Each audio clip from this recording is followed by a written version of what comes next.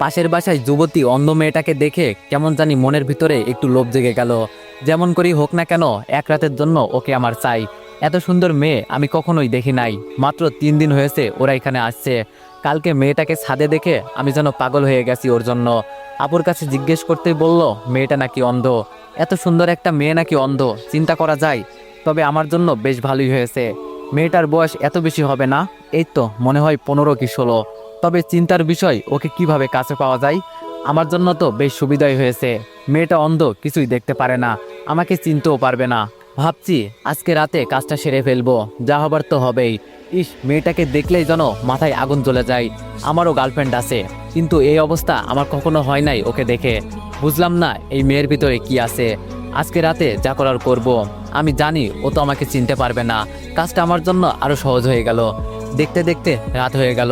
ওদের বাসার কাছে একটা আম গাছ আছে, ওইটা দিয়ে আস্তে আস্তে উপরে উঠে গেলাম। কিন্তু চিনব কি করে মেয়েটার রুম? ওই তো একটা রুমে মিটমিট করে আলো জ্বলছে। লাফ দিয়ে জানালার কাছে চলে গেলাম।